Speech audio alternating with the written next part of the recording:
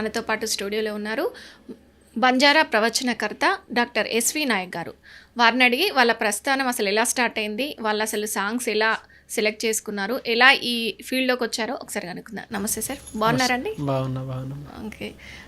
అసలు మీకు ప్రవచనకర్త అని అసలు ఎలా పేరు వచ్చింది, ప్రజలు మిమ్మల్ని ఎలా ఆదరించారు, మీరు ప్రజల్లోకి ఎలా వెళ్ళారు అసలు? ఇప్పుడు చిన్నప్పటి నుంచి అంటే వారసత్వంగా వచ్చింది కాదు ఈ పాటలు, కానీ తెలంగాణ ఉద్యమం అప్పుడు ఉధృతంగా కొనసాగుతున్నటువంటి టైంలో వేముగొంటి ప్రసాద్, గడిపే బాలయ్య ఇలా సింగర్లు పాట పాడతారు ప్రజానాట్య మండలి నుంచి. అలా పాట పాడినప్పుడు నాతోటి కూడా స్టార్టింగ్లో ఒక పాట పాడించేవాళ్ళు. నేను మామూలుగా ఒక పాట పాడితే బాగుంది, ఖచ్చితంగా మీరు పాడాలి అని చెప్పి ఆయన నాకు అనడంతో ఒక పాట పాడించారు. అట్లా బాగుంది నాన్న, ఖచ్చితంగా నువ్వు ఇందులో ప్రయత్నిస్తే ఖచ్చితంగా మీరు పైకి వస్తారని. అప్పుడు అలా పాటలు పాడుకుంటా ఉద్యమం అయిపోయింది. ఇక తర్వాత ఇంకా ఈ బంజారా తండాలన్నీ ఇంకా అభివృద్ధి కామెడ దూరంలో ఉన్నటువంటి తండాలు, ఇప్పటికీ రోడ్లు లేవు, ఇప్పటికీ కరెంట్లు లేవు, ఇప్పుడిప్పుడే కొంచెం సదురుతున్నారు. ఈ మూఢనమ్మకాలను ఇంకా చాలా బతుకుతున్నారు. అంటే చిన్న చితక జాతులు అలాగే నలుగుతుంటారు కదమ్మా. ఇప్పుడు వాళ్ళని బయటికి తీయడం కోసం ఇప్పుడు ప్రవచనాలు మీకు తెలుసు, గరికపాటి గారు, చాగంటి గారు వాళ్ళు చెప్తా ఉంటారు. అంటే జీవిత రహస్యాలను మనం ఎలా ఇది చేయాలన్నది. ఇప్పుడు వాళ్ళనే ఆదర్శంగా తీసుకొని బంజారా కమ్యూనిటీలో బంజారా ప్రవచనకర్తగా గత 10 ఏళ్ల నుండి కూడా నేను ప్రతి తాండాల్లో మా ఫెస్టివల్ అంటే పండుగ పబ్బాలకు నాతోటి ఒక స్పెషల్ ఎపిసోడ్ ప్రోగ్రామ్ చేస్తే అలా. ఓకే, మీకు ఇప్పుడు తెలంగాణ ఉద్యమంలో అసలు గుర్తింపు తెచ్చిన పాట ఏంటి, ఒకసారి మా కోసం పాడతారా? అప్పుడే అంటే తెలంగాణ ఉద్యమంలో నెత్తురు వారం తినడం పాట అని నేను పాడేది. అంటే అప్పుడు రాసిన వాళ్ళు, ఎందుకంటే తెలంగాణ రాష్ట్రం రావడం కోసం 1200 మంది అమరులు త్యాగమయ్యారు. ఈరోజు శ్రీకాంతాచార్య నుంచి మొదలు పెట్టుకుంటే మా ఠాను నాయక్ దాకా చాలామంది. అప్పుడు నెత్తురు వారందెన్నడో నా తెలంగాణ పల్లెలో, నేలకురాలందెన్నడో నా తెలంగాణ జిల్లలో, నెత్తురు వారందెన్నడో నా తెలంగాణ పల్లెలో, నేలకురాలందెన్నడో నా తెలంగాణ పల్లెలో, నూటికొక్కలు తెలంగాణలో పూటకు లేకుంటున్నారు గదరా, ఈ అగ్రకులాల పాలనలో నా నలుగుతున్నది నిజమే కదరా, నెత్తురు వారందెన్నడో నా తెలంగాణ పల్లెలో, నేలకురాలందెన్నడో నా తెలంగాణ జిల్లలో అని.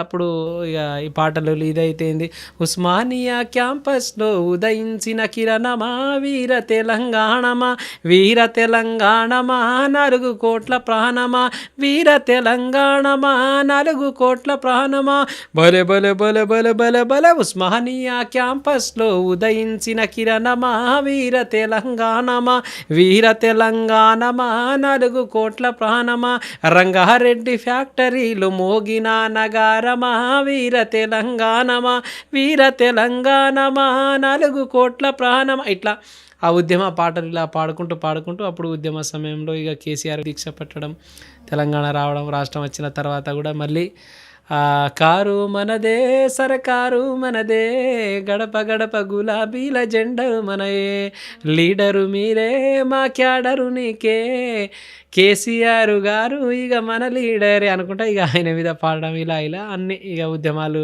ఒకవైపు అయిన తర్వాత మళ్ళీ తెలంగాణ రాష్ట్రంలో ఇప్పుడు గ్రామ పంచాయతీలు, ఎందుకంటే మా బంజారా తండాల్లో ఈ తెలంగాణ రాష్ట్రంలో దరిదాపులో బంజారా కుటుంబ సభ్యులు 13-14 వేలకు పైచిలుకున్నటువంటి తండాలు, 13,000 తండాల్లో దరిదాపులో తెలంగాణ ఒక్క రాష్ట్రంలోనే 60-70 లక్షలకు పైచిలుకున్నాం. ఈ భారతదేశంలో 13-14 కోట్లకు పైచిలుకున్నటువంటి బంజారా కుటుంబ సభ్యులకు ఇప్పటికీ లిపి లేకున్నా మేము ఒకే భాష మాట్లాడతాం, ఒకే వేషధారణ. ఇప్పుడు ఇటువంటి ఈ అద్దార రైకేలు, ఈ ఘాగ్రో, పిటియా ఇవన్నీ మీరు చూస్తూ ఉంటారు. మేము కూడా 8,500 సంవత్సరాల చరిత్ర, అంటే సింధు నాగరికత నుంచి ఇప్పటి వరకు చూసుకుంటే మా వేషధారణ మారలే, మేము మాట్లాడే భాష మారలే. అంత గొప్ప సంస్కృతి సాంప్రదాయం మా బంజారాలో. ఇప్పుడు తీజ్ ఫెస్టివల్ మీరు చూస్తూ ఉంటారు, మేము బతుకమ్మ పండుగలు తెలుగులో చేస్తూ ఉంటే మేము బంజారా వాళ్ళు తీజ్ ఫెస్టివల్ చేస్తూ ఉన్నాం. ఈ శ్రావణ మాసం వెళ్ళంగానే ఆ మొలకల పండుగ 9 రోజులు. ఇప్పుడు ఏదైనా పంట వేయాలంటే అది మొలవచ్చు మొలకపోవచ్చు, కానీ ఈ కఠోరమైన దీక్షతో 9 రోజులు ఆ పెళ్ళి కాని పిల్లలు, మా ఆడబిడ్డలు ఆ గోధుమలు అంటే 9 రకాల గింజల్ని నానబెట్టి ఒక 9 రోజులల్లా ఉపవాసం ఉండి ఏది తినరు వాళ్ళు, ఒకటే పూట తింటారు. అది కూడా జొన్న రొట్టె, మామూలుగా పచ్చడి, ఆకుకూరలతోని ఒకటే పూట తింటారు వాళ్ళు. అట్లా కఠోరమైన దీక్షతో 9 రోజులు చేసేటువంటి పండుగ మీరు కూడా చూస్తూ ఉంటారు. ఇంత ఇంత పెరుగుతుంది. మామూలుగా మనం యూరియా వేసి మందులు వేసి వేస్తేనే పెరగవు అట్లా. అటువంటి కఠోరమైన దీక్షతో అట్లా ఇక అలా చూసుకుంటూ పోతే సేవాలాల్ మహారాజ్ గారు మీకు అందరికీ తెలుసు, ఒక అవతార పురుషుడు. నేను కూడా కొన్ని పాటలలో అవతార పురుషుడమ్మ బంజారుల దైవమమ్మ మహిమగల్ల దేవుడు శ్రీ సేవలాల్ మహారాజమా ఆ పౌరదేవి ఊరిలో కొలువు తీరినాడమ్మ కరుణతోటి వేడినా కాపాడును అనంతపురు జిల్లా గుత్తి గొల్లదొడ్డిలో రామ్జీ నాయకు తండాల్లో జన్మించెను భీమనాయకు ధర్మిని అడి పుణ్యమూర్తులా కలల పంట బ్రహ్మచారి సేవలాలమా ఆ జగదాంబాతనే గురు మార్గదర్శిగా ఆవుల మేపుతూ దేశమంతా తిరిగెనో. అనంతపూర్ జిల్లా గుత్తి గొల్లలదొడ్డిలో ఇప్పుడు ఆంధ్రప్రదేశ్లో ఉన్నది. అక్కడ జన్మించి ఎందుకంటే కనుమరుగైపోతున్నటువంటి జాతుల్లో ఒక్కొక్క దానిలో ఒక్కొక్క అవతార పురుషుడు పుడతారని చెప్తారు.